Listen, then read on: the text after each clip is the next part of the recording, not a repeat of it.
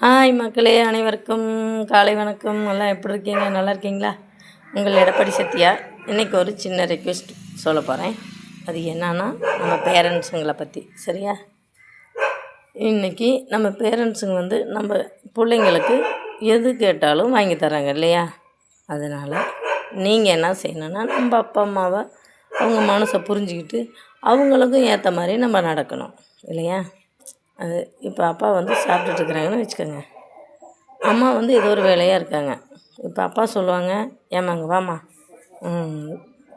சாப்பிடும்போது தண்ணி ஒரு சொம்பு கொண்டாந்து கொடு அப்படின்னு சொல்லுவாங்கன்னு வச்சுக்கோங்க. அப்போ அந்த பொண்ணு என்ன செய்யும்? போங்கப்பா, உங்களுக்கு வேறு வேலையே இல்லை, எனக்கு வேலை இருக்குது அப்படின்னு செல்லை பார்த்துட்ருப்பாங்க.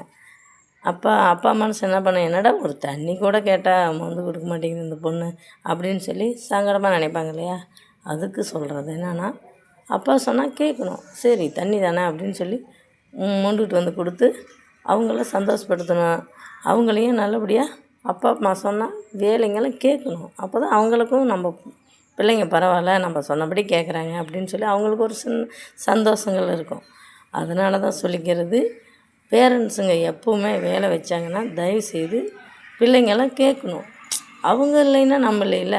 அவங்க நம்ம எது கேட்டாலும் நம்மளுக்கு வாங்கி தந்து இன்றைக்கி ஒரு இடத்துல படிக்க வச்சு நல்லா ஒரு நிலையாக நிற்க வைக்கிற பேரண்ட்ஸுங்க. அதனால் அப்பா அம்மா பேச்சையும் கேட்கணும். சரிங்களா?